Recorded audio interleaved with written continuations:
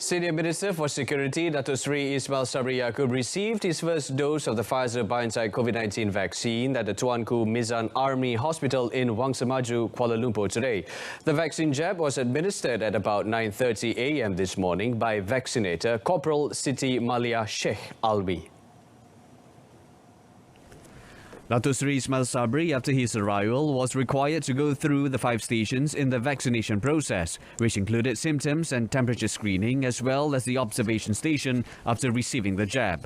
Also receiving the vaccine on the 3rd day of the National COVID-19 Immunisation Programme today were Deputy Defence Minister Datuk Seri Iqmal Hisham Abdul Aziz and the Ministry's Secretary-General Datuk Seri Muez Abdul Aziz.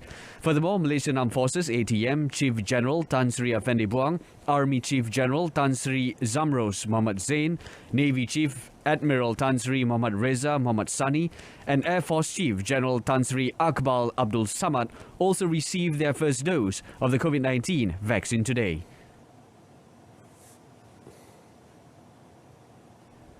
Meanwhile, Datuk Seri Ismail Sabri, who is also the Defence Minister, announced that the Malaysian Armed Forces ATM personnel involved in operations and foreign missions are given priority as the first group among the personnel to receive the Pfizer-BioNTech COVID-19 vaccine.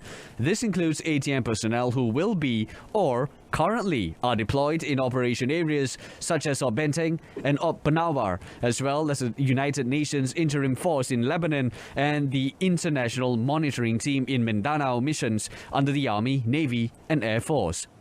Vaksin ini juga akan diberikan kepada kumpulan pemerintahan strategik dan operasi di markas ATM, iaitu di Kementerian Pertahanan, MINDEF, Markas Angkatan Bersama, ini pejabat BAT ya. Markas Angkatan Bersama di Kuantan. Di Kuantan. Markas formasi tentera darat, laut dan udara. Terutamanya bagi mereka yang bertugas di bilik operasi dan bilik komunikasi markas-markas tersebut.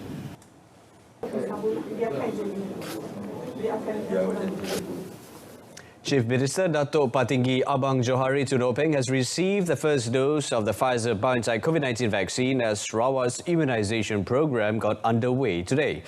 Datuk Patinggi Abang Johari arrived at the Petra Jaya Health Clinic in Kuching at 3 p.m. for the jab, which was administered after his consent form was reviewed.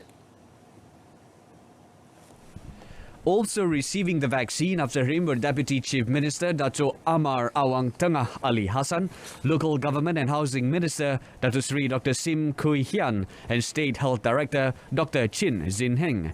Earlier today, 132 frontliners were given the vaccine at the Kota Samarahan Health Clinic. They included 3 journalists who were among 13 media personnel in Sarawak selected for inclusion in the first phase of the vaccination program. Sarawak received its first batch of 23,400 doses of the Pfizer-BioNTech vaccine on Wednesday evening. 5 more shipments will be sent to the state for a total of 87,750 doses for the first phase until 31st of March, which covers frontliners. Phases 2 and 3, covering elderly and high-risk individuals and those above 18 years of age, are scheduled to start on 1st April. The people of Labuan have been urged to update and register on the MySejahtera app for COVID-19 immunisation as the International Offshore Financial Centre aims to get the whole of its population of 103,000 vaccinated. Labuan Natural Disaster Management Committee Chairman Ridwan Muhammad Ismail said the committee would be working together with the People's Representative Council, MPP, village heads and community leaders to make a great success of the National COVID-19 Immunisation Program in Labuan. Ridwan said although certain people are rejecting medical advice and putting their families and communities in harm's way, Labuan authorities are making efforts for everyone on the island to get vaccinated to attain herd immunity. When met after the arrival of the first batch of the Pfizer-BioNTech COVID-19 vaccine from Kota Kinabalu today, he said an immunization awareness drive would be launched in all 27 villages to get people to sign up for the program, especially via the MySejahtera app. The first batch of 4,000 2,680 doses of the vaccine for Labuan arrived safely at the Labuan Ro-Ro ferry terminal today. The first phase of the immunization exercise would involve 2,340 healthcare and non-healthcare frontliners, local leaders, and Labuan-based media representatives from RTM, Bernama, and Information Department. Labuan's immunization program will kick off tomorrow morning at the Membedai Health Clinic, with Labuan Health Director Dr. Ismuni Bohari getting the first jab, followed by Senator Dato' Bashir Alias, Labuan Member of Parliament Dato' Rosman Isli Ridwan, Labuan Acting OCPD DSP Muhammad Ibrahim, and 12 media representatives. Following a spike in COVID-19 cases, the Enhanced Movement Control Order EMCO will be implemented in 3 localities involving 2 states.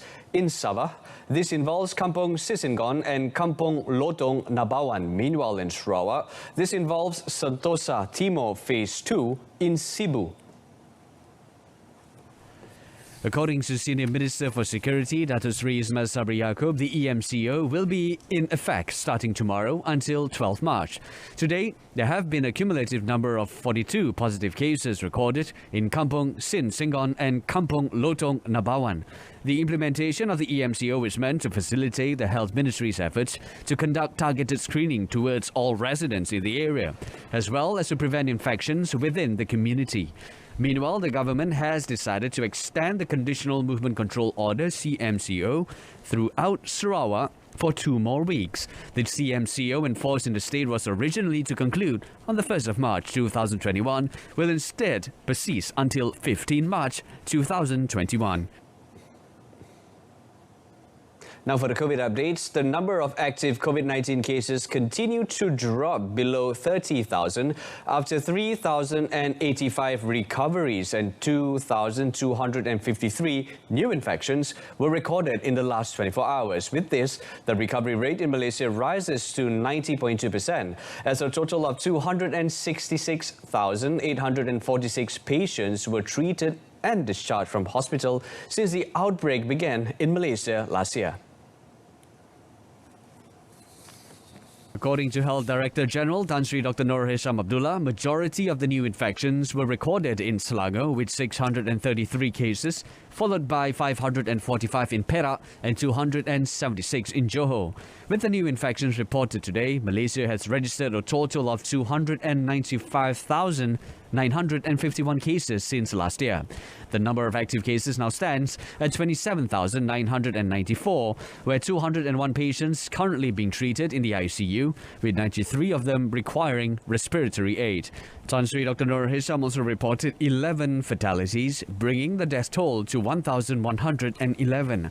Meanwhile, the number of active clusters stands at 493 after 16 declared inactive and another 10 discovered in Selangor, Johor, Sabah, Pulau Pinang, Kelantan and Perak.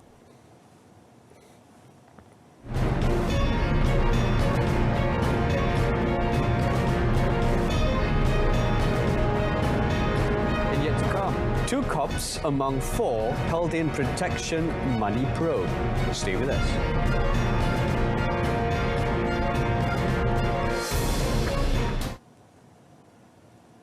Now, a pipeline of property launches worth 2.5 billion ringgit, coupled with healthy product mix and positive market drivers, will be the key factors supporting Sime Darby Property Berhad SDP to achieve its sales target of 2.4 billion ringgit in the 2021 financial year, or FY21. Speaking during a virtual press conference to announce the group's 4th quarter 2020 financial performance, Managing Director Dato' Azmi Marakan said the group sales jumped 43% to 2 billion ringgit in 2020 from the revised sales target of 1.4 billion ringgit.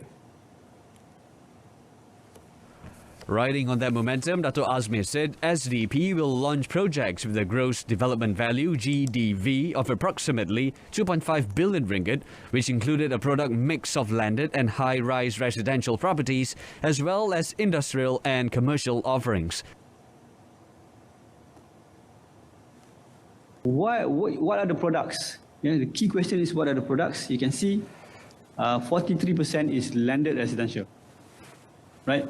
and another 32% is residential high-rise, and importantly, industrial will be at 11.5%. So you add up almost 90% in segments that we are very confident. He said the group has identified areas where it can further harness business opportunities amidst the ongoing pandemic and is stepping up its customer experience efforts to meet customers' needs for homes with the right price. SDP has incurred a net loss of 478.80 million ringgit for the financial year ended 31st of December 2020, FY20, compared with a net profit of 598.53 million ringgit recorded in FY19. Revenue slipped 2.06 billion ringgit from 3.18 billion ringgit previously.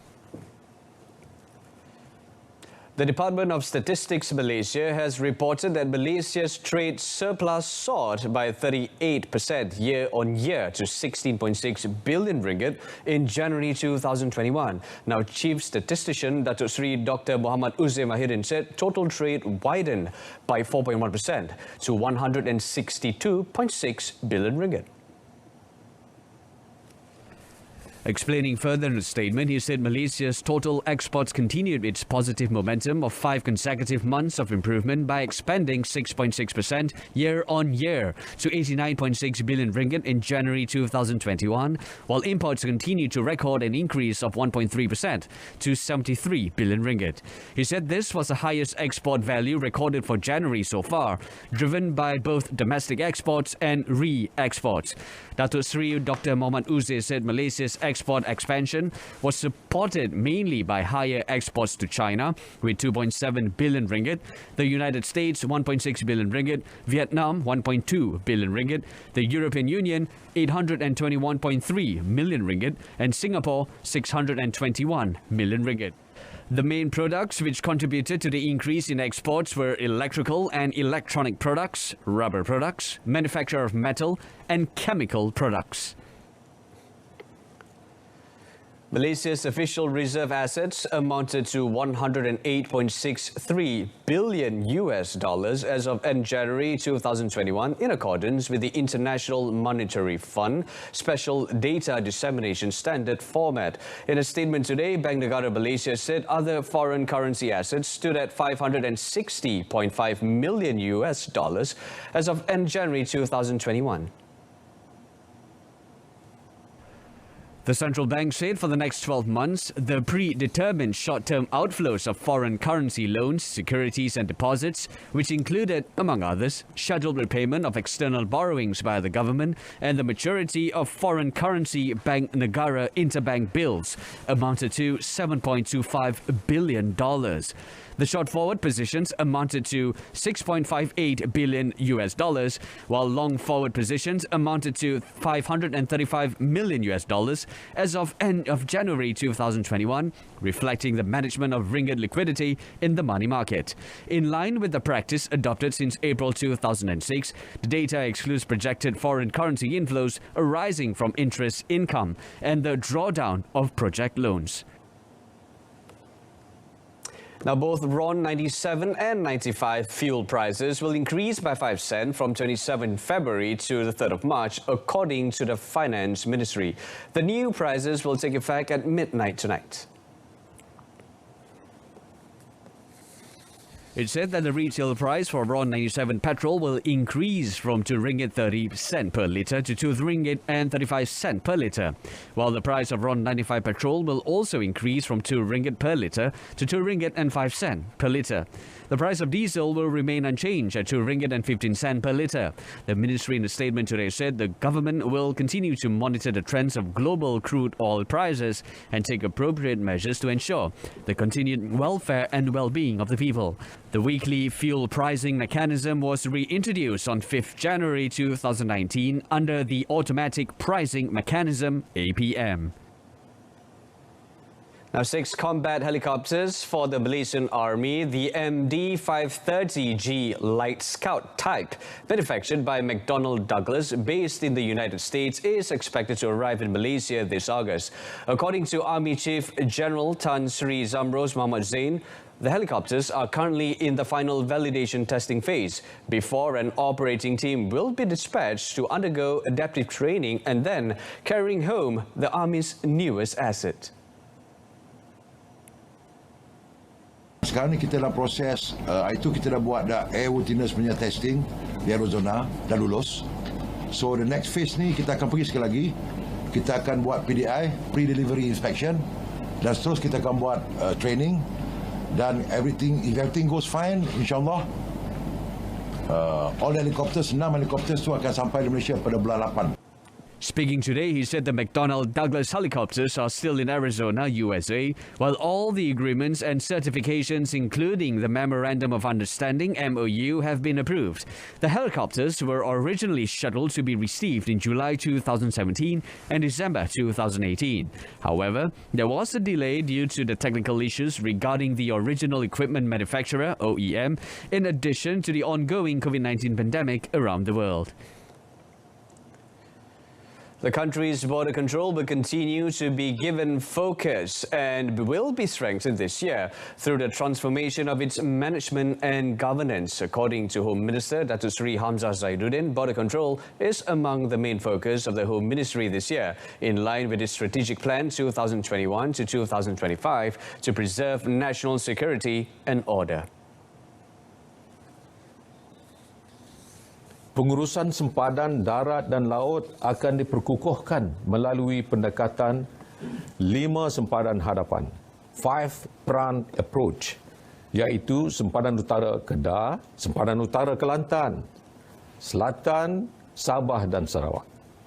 Sebagai contoh keperluan untuk pembinaan pagar sempadan, penggunaan teknologi terkini seperti CCTV, radar serta drone, dan teknologi-teknologi yang canggih. Pembinaan pos-pos kawalan adalah berbeza mengikut front yang berkenaan. Datuk Seri Hamzah said this year the ministry would also continue to strengthen its policies and legislation by conducting studies and implementing amendments on acts under its jurisdiction. Now, 4 men, including 2 police officers, have been remanded to assist in an investigation into protection money totaling 500,000 ringgit given by a drug syndicate in Pulau Pinang. Now, it is believed the syndicate had been paying for tip-offs on upcoming raids for the past few years. The Magistrates Court allowed the Malaysian Anti-Corruption Commission (MACC) to remand the 4 suspects aged between 23 and 43. It is learned that one of the suspects is an Assistant Superintendent of Police (ASP), while another is a Lance Corporal. The other 2 are a Pulau Pinang City Council MBPP officer and a businessman. The 2 policemen and the MBPP officer were remanded for 2 days from today, while the businessman was remanded for 4 days. K. Kumaran and Muniandi Vestanathan represented the policeman and the MBPP officer, but the businessman was unrepresented when the remand application was made before Assistant Registrar Muhammad Azam Mat Yusof. The case is being investigated under Section 16, Subsection A, Subsection B of the MACC Act 2009.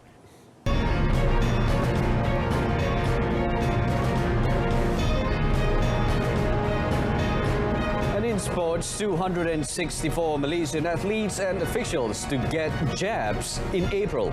Stay with us.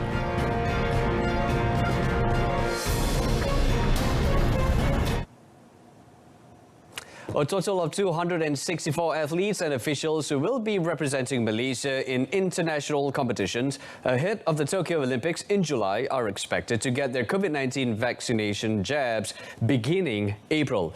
Youth and Sports Minister Datuk Seri Rizal Merican said this would be the first batch of some 4,000 athletes and officials listed by the Youth and Sports Ministry (KBS) to be given priority for inoculation under the first phase of the national COVID-19 immunization program.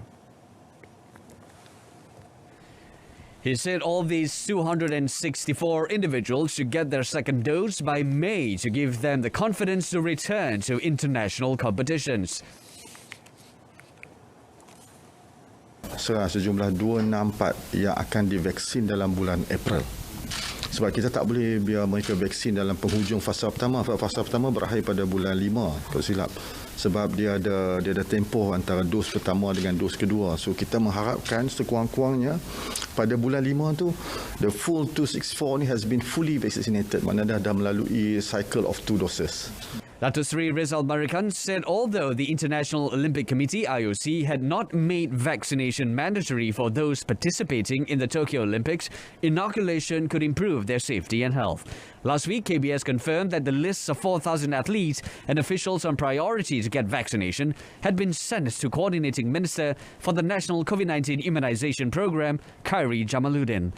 On Wednesday, Prime Minister Tan Sri Muhyiddin Yassin received his first shot of Pfizer-BioNTech vaccine to kick off the immunization program. The Tokyo Olympics will be held from 23rd of July to 8th of August. He said this to reporters after witnessing the signing of a partnership agreement between Technoneers India Berhad and Impact Integrated at Menara KBS today.